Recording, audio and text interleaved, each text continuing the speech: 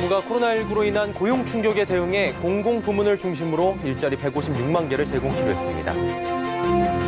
코로나19 여파로 올해 한국의 국내 총생산 GDP 성장률이 마이너스 0.5%를 기록할 것으로 전망됐습니다. 한국전력에서 사내 갑질 피해자들의 내부 폭로가 계속되고 있습니다. 인사 영향력이 막강한 부장급들의 갑질에 노조 가입도 안 돼 차장급들은 노조 사각지대에 놓여 있다고 합니다. 국제신용평가사 무디스가 올해 세계 자동차 판매량이 작년보다 20% 급감할 것으로 전망한 가운데 한국은 주요 지역에 비해 양호한 수준인 6% 감소에 그칠 것으로 내다봤습니다. 센 경제라이브 시작합니다.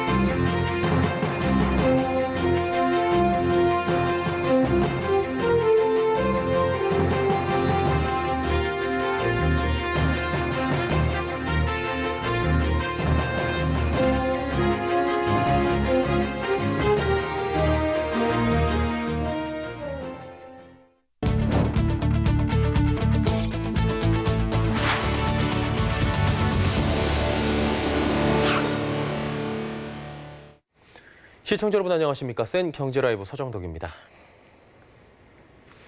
정부가 코로나19로 인한 고용 충격에 대응해 공공부문을 중심으로 일자리 156만 개를 제공키로 했습니다. 홍남기 부총리 겸 기획재정부 장관은 3차 비상경제중앙대책본부 회의에서 코로나19 사태로 노동, 고용시장 절반에 양적, 질적으로 큰 충격과 변화를 야기하고 있다며 긴급고용, 일자리 대책이 시급하다고 말했습니다. 정부는 올해 예산으로 만들기로 한 공공부문 직접 일자리 94만 5천 개 가운데 그동안 코로나19로 정상 추진되지 못했던 노인 일자리와 자활 근로사업 등 약 60여만 개 일자리 사업을 재개할 계획입니다. 또 청년층의 비대면, 디지털 일자리와 취약계층 일자리를 중심으로 직접 일자리 55만 개 플러스 알파를 추가로 만들 방침입니다. 공무원 공공기관 채용 절차를 이번 달부터 재개해 4만 8천 명을 채용해 나갈 계획입니다. 한국금융연구원은 코로나19 여파로 올해 한국의 국내 총생산 GDP 성장률이 마이너스 0.5%를 기록할 것으로 전망했습니다. 금융연구원은 오늘 이러한 내용을 담은 2020년 수정경제 전망을 발표했습니다. 연구원은 우선 올해 GDP 성장률이 상반기에는 마이너스 0.7%, 하반기엔 마이너스 0.3%를 나타낼 것으로 예상했습니다. 이와 함께 취업자 수는 지난해보다 9만 명이 줄어들고 실업률은 지난해보다 0.2%포인트 오른 4%에 이를 것으로 내다봤습니다. 연구원은 코로나19로 민간 소비가 1분기, 수출이 2분기에 차례로 급락하며 성장률 부진의 주요 요인으로 작용할 것으로 분석했습니다. 정부의 긴급재난지원금을 쓸 수 있는 곳은 서울 강남에만 4만 7천 곳에 달하는 것으로 나타났습니다. 강남구에서 긴급재난지원금을 쓸 수 있는 가맹점은 총 4만 6,680여 곳으로 이 가운데 음식점이 9,700여 곳, 전체 20.8%를 차지했습니다. 강남보다 유동 인구는 적지만 광화문 등 대형 오피스가 몰린 종로의 경우는 2만 1,106곳에서 재난지원금을 쓸 수 있습니다. 이 중 음식점은 총 5,320여 곳으로 재난지원금을 쓸 수 있는 가맹점 가운데 25.2%는 식당으로 나타났습니다. 강남구는 유명 성형외과와 학원이 즐비한 탓에 이들 업종의 비중이 상대적으로 높았고 동대문 쇼핑센터를 끼고 있는 종로는 의류업체가 많았습니다. 재난지원금을 쓸 수 있는 가맹점은 극히 예외적인 경우를 제외한다면 어느 카드사를 이용하느냐에 상관없이 지원금으로 결제 대금을 지불할 수 있습니다.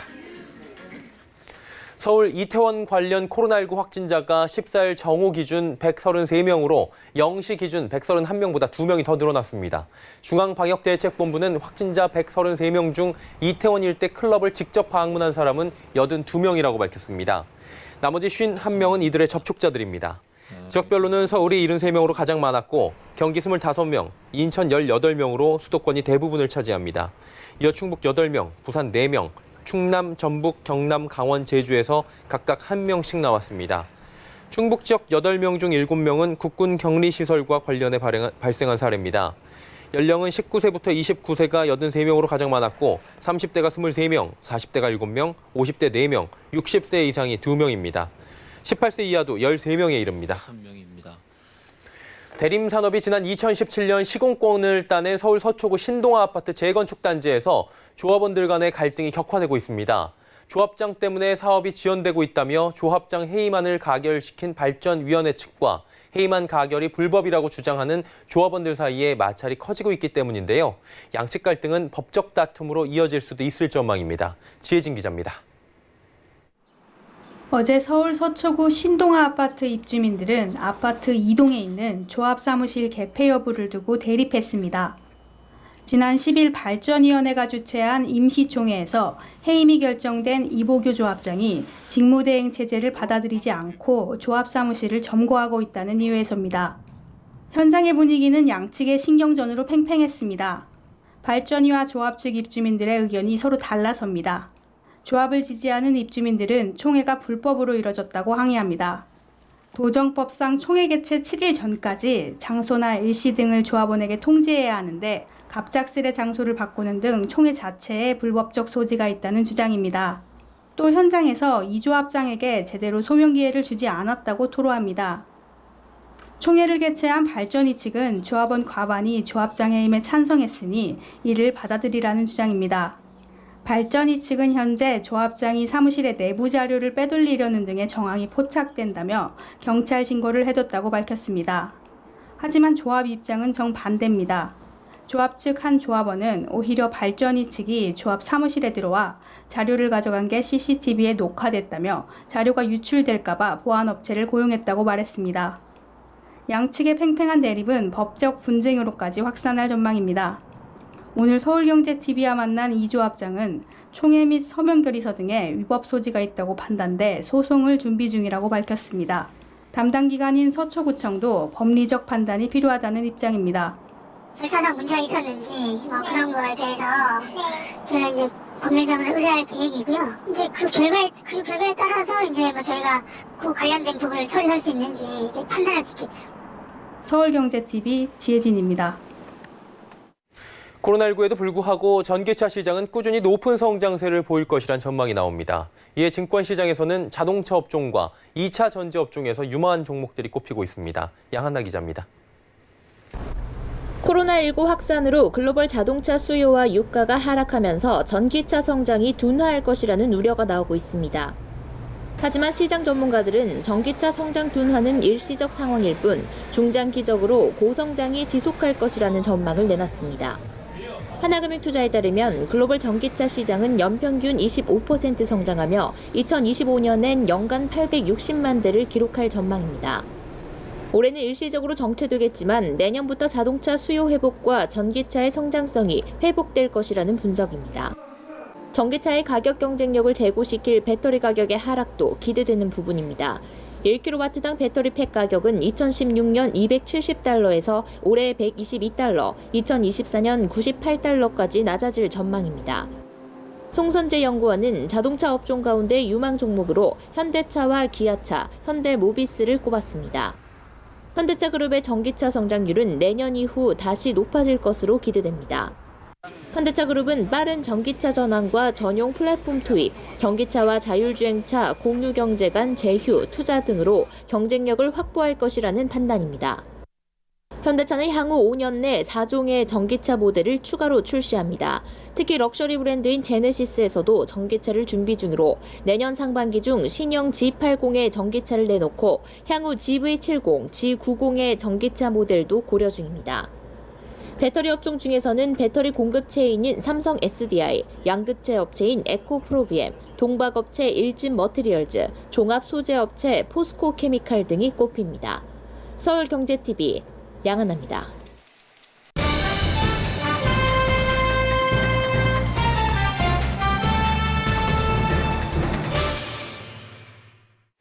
한국전력에서 사내 갑질 피해자들의 내부 폭로가 계속되고 있다고 합니다. 군대식 사내 문화가 뿌리 깊게 박혀 있어 인사 영향력이 막강한 부장급들의 갑질에 노조 가입이 안 되고 있는 차장급들이 무방비로 노출돼 있다고 하는데요.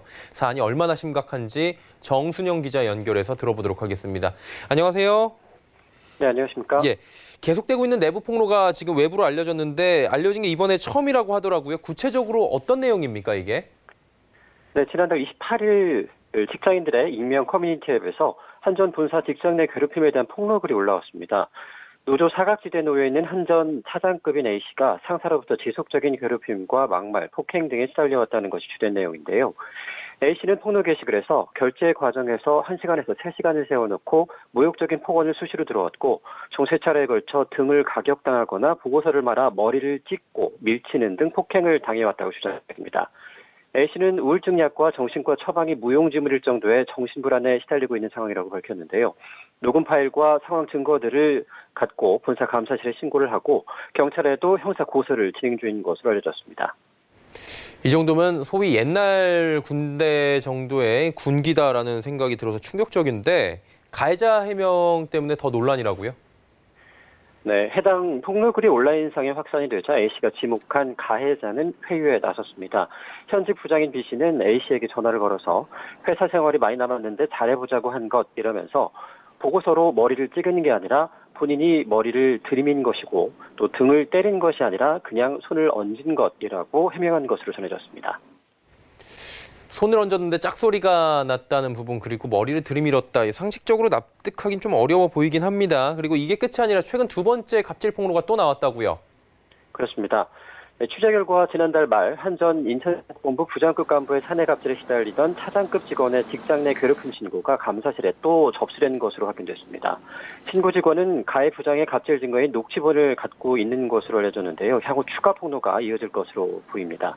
한전 측은 인천본부 차원에서 사건에 대한 자체 조사가 진행 중이라는 입장이지만 이미 해당 간부는 타 지부로 발령이 된 상태여서 사실상 갑질 신고에 대한 내부 조치가 끝난 것이 아니냐라는 의혹이 일고 있는데요. 지난달 28일 알려진 한전 본사 사내갑질 사건 역시 해당 부장을 지부로 이동시킨 뒤 아직까지 별다른 조치를 취하지 않고 있어서 한전의 직장 내 괴롭힘 신고 대응 방식에 문제가 제기되고 있습니다. 이대로 좀 잠잠해지길 기다리는 것이 아니냐라는 이야기가 나올 것 같고요. 들어보니까 한전 조직 문화에 분명히 근본적 문제가 좀 있어 보이는데요. 이 3직급인 한전 차장급 직원들은 노조 가입이 제한이 된 데다가 승진 심사에서 부장급 간부들의 영향력이 막강하기 때문에 사내 갑질에 매우 취약한 위치에 놓여 있습니다. 하지만 이번 한전 직원의 첫 내부 폭로를 시작으로 그동안 승진의 불이익을 받을까 쉬쉬해왔던 차장급들의 익명 폭로가 줄을 잇고 있는데요. 익명 직장인 커뮤니티상에서는 해외 사업소 출신 배 전 부장, 본사 송변 전 부장 등의 직급이 거론이 되면서 심각한 사내 갑질을 당해왔다는 글들이 속속 올라오고 있습니다. 좀처럼 외부에 노출되지 않았던 한전의 사내 갑질 문제들이 하나둘씩 터져 나오면서 업계에서는 결국 터질 게 터졌다라는 분위기입니다. 과거 부장 승진 심사 기간 동안 추천권이 있는 현직 부장들의 비위를 맞추기 위해서 접대를 하러 전국을 돌아다니거나 직원들이 조를 따서 돌아가면서 부장급들의 식사나 술 상대를 해주는 일명 밥당번 문화 등은 이미 업계의 공공연한 비밀이기도 한데요. 한전을 비롯한 공기업들의 조직 문화에 어떤 문제가 있는지 시민단체의 얘기 들어봤습니다. 30년 정도의 군사독재 사건 시절 안에 만들어졌고 그 사이에 성장했던 회사들이다 보니까 다른 기업들에 비해서 약간의 위계 문화가 상당히 깊이 남아있는 곳들이에요. 지금 사회가 굉장히 빠르게 변하고 있고 위계보다 개인의 창의성과 자율성을 존중하는 문화로 바뀌어가고 있는데 이 한전이나 포스코나 이런 과거 군사정부 시절에 만들어졌던 그런 공기업들의 최상위 상급자들은 사실은 그때 입사했던 분들이 있거든요. 아무래도 저희들 직장업체 일부에서는 이런 분들은 특히 관리자급에 있는 과거 80년대에 입사해서 지금 관리자로 와 있는 이런 분들이 사실은 좀 집중적으로 교육을 받아서 시대의 변화를 읽을 수 있도록 만드는 것도 필요한 것 같다고 생각합니다. 예, 세상은 빠르게 변해가는데 조직 문화는 그대로인 상황인 것 같아요. 세 번째 폭로가 지금 이어져도 이상하지 않은 상황인데 이에 대한 한전 측의 대책은 무엇인가요? 이 차장급 노조를 결성하자라는 얘기까지 나오고 있는 상황에서 한전 측은 아직 근본적인 대책을 내놓지 못하고 있습니다. 한전 측은 향후 갑질 근절을 위한 직원 교육을 강화하고 온라인 신고센터를 개설하는 등의 대책을 세울 예정이라고 밝혔지만 직원들 사이에서는 이미 예상된 착산 공론식 시나리오라는 자주 섞인 말도 나오고 있습니다. 특히 공기업 청렴사회협의회 의장을 맡고 있는 김종갑 한전 사장은 직장 내 괴롭힘 관련 제도를 점검하는 등 공기업 반부패 논의에 앞장서 왔지만 이번 사태에 대해서만은 입을 다물고 있습니다. 일단은 뭐 익명의 직장 내 커뮤니티에서는 뜨거운 감자인 것 같은데 이 문제가 직원들뿐만 아니라 간부급들도 항변을 하고 있다고 하는데 어떤 소식입니까? 얼마 전 부장급으로 추정되는 익명의 간부가 직장인 커뮤니티에 올린 게시글이 한전 직원들을 더욱 자극하고 있습니다.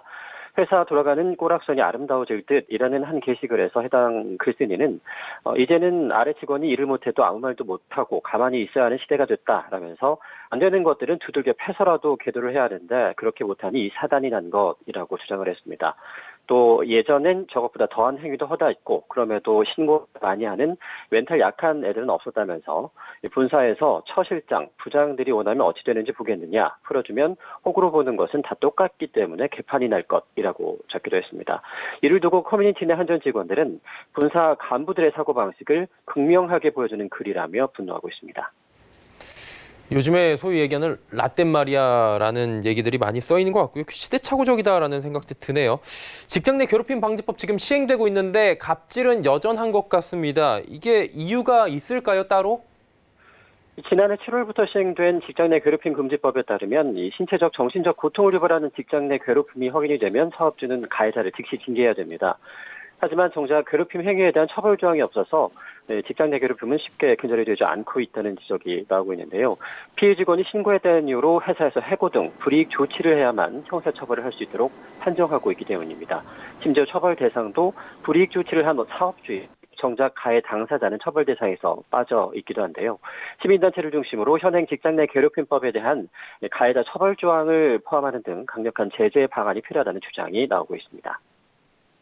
지난해 고용노동부 자료에 따르면요. 한전의 경우 2014년부터 2018년까지 5년 동안 총 10명이 업무상 정신질환으로 인한 산업재해를 호소했고 이 중 7명의 노동자가 안타깝지만 극단적 선택을 했다고 합니다. 자, 엉뚱한 곳에서 지금 공기업 1위를 하고 있는 한전입니다. 어떻게 해결하는지 지켜봐야 할 것 같습니다. 정순영 기자와 함께했습니다. 고맙습니다. 네, 고맙습니다.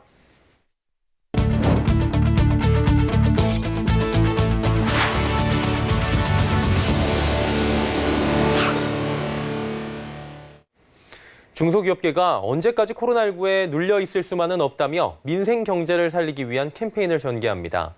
중소기업인들은 오늘 활력을 잃은 남대문 전통시장에 방문해 직접 지갑을 열며 소비 촉진 운동에 나섰다고 하는데요. 서청석 기자가 동행해봤습니다.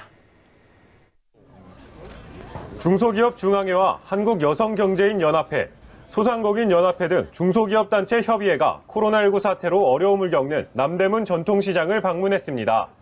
남대문 시장은 전통시장 중 큰 규모를 자랑하지만 역시 코로나19 직격탄을 피하기는 어려웠습니다. 특히 외국인 관광객들이 주요 수입원인 남대문 시장은 코로나19로 방문객이 줄어 한때 매출이 평소 대비 80% 급감하는 등 피해가 컸습니다. 이번 남대문 시장 방문은 전통시장의 코로나19 피해 극복을 지원하고 상생을 통해 경제 활력을 불어넣는 민생경제 회복 캠페인의 일환입니다. 우선 중기중앙회는 전통시장에서 온누리 상품권을 통해 총 2천만 원 상당의 물품을 구입했습니다. 구입한 물품은 생활이 어려운 노인, 아동, 장애인 등 지역 복지시설에 기부할 예정입니다. 김기훈 중소기업중앙회 회장은 시장 곳곳에 가게에 들러 상인들의 애로사항을 청취하는 한편 음식을 시식하고 물건도 직접 구매하며 상인들을 격려했습니다. 김기문 회장은 이번 시장 방문에서 마스크 600여 개, 손소독제 180여 개를 사비로 구매해 잔주강 복지시설에 기부하기도 했습니다. 코로나19 사태로 인해 가지고 사실 가장 직격탄을 맞는 것이 서민 소상공인들 자영업자들이거든요. 이제 가만히 있을 수만 없기 때문에 중소기업 단체들이 민생경제 살리기에 나선 겁니다.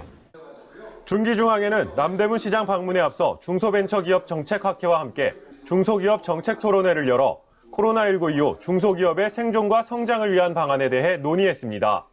중소기업계는 오늘 토론회와 남대문 시장 현장 엠보를 시작으로 3대 소비 촉진 운동과 4대 경영 정상화 지원 방안 등 민생경제 심폐소생에 나선다는 계획입니다. 서울경제TV 서청석입니다. 국제신용평가사 무디스가 올해 세계 자동차 판매량이 작년보다 20% 급감할 것으로 전망했습니다. 무디스는 오늘 발표한 세계 자동차 산업 전망 보고서에서 세계적인 경기 침체의 심각성이 더욱 뚜렷해짐에 따라 올해 세계 자동차 판매 전망치를 낮춘다며 작년 대비 올해 판매 성장률 전망치를 종전의 마이너스 14%에서 마이너스 20%로 대폭 조정했습니다.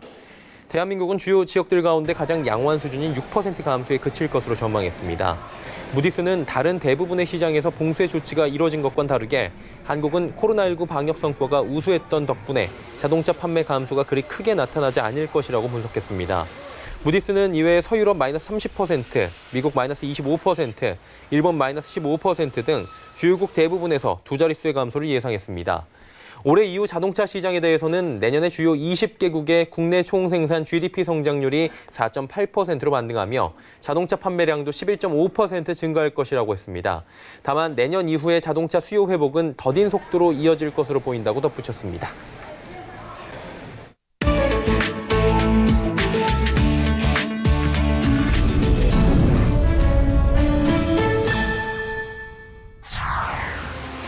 코로나19 사태가 캐나다에 있는 판다에게까지 영향을 미쳤습니다.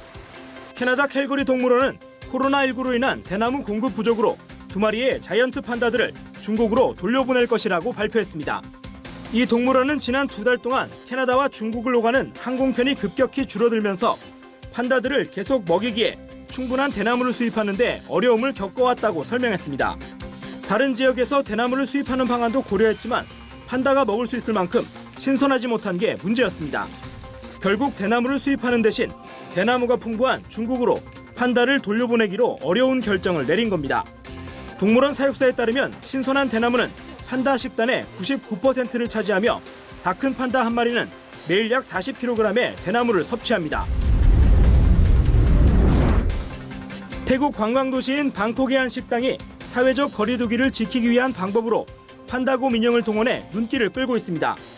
손님들에게 한 칸씩 떨어져 앉아달라고 안내를 하는 대신 판다곰 인형을 앉혀둔 겁니다. 손쉽게 사회적 거리두기를 실천하면서 듬성듬성 자리가 비어 보기에 안 좋던 식당 내부 분위기도 개선되는 효과를 얻었습니다. 이 식당 주인은 로이터 통신과의 인터뷰에서 사회적 거리두기를 지켜야 한다는 조건으로 규제가 완화됐지만 손님들이 테이블에 혼자 앉아 있는 게 이상한 느낌이 들어서 공제 장난감을 앉혀놓자는 생각을 하게 됐다고 말했습니다.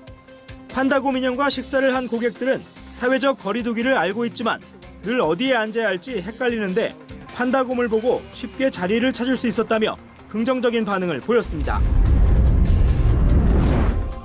세계적인 축구 명문 FC 바르셀로나 선수단이 리그 재개를 위해 훈련장에 복귀했습니다.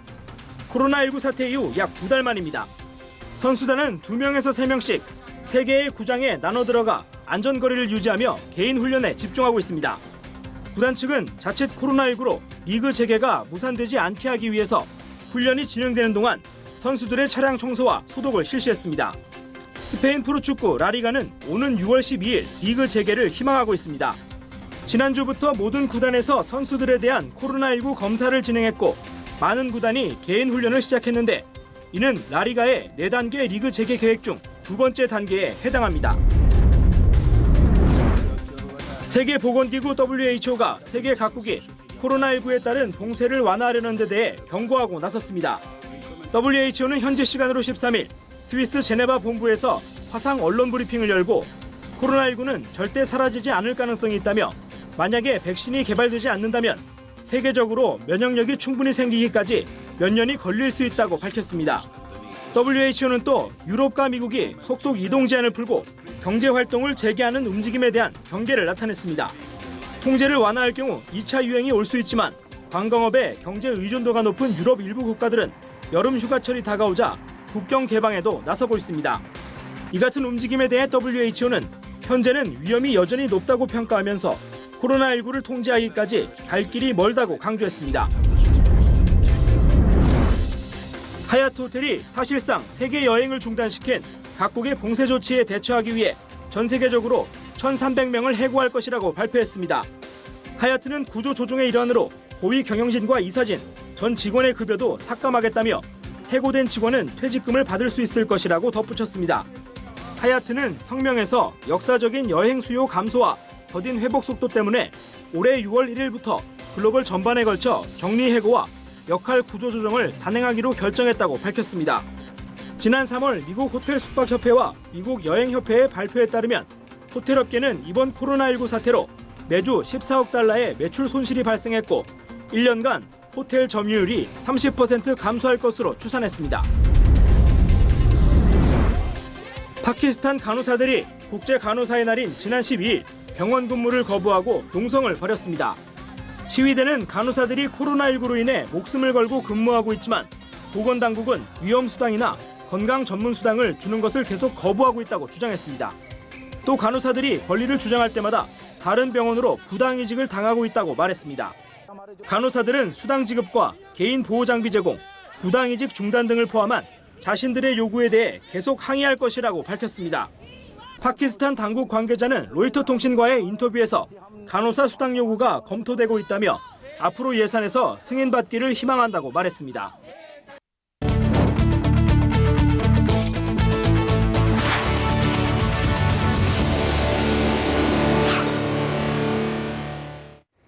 센 경제 라이브 저희가 준비한 소식은 여기까지입니다. 편안한 저녁 시간 보내시길 바랍니다. 고맙습니다.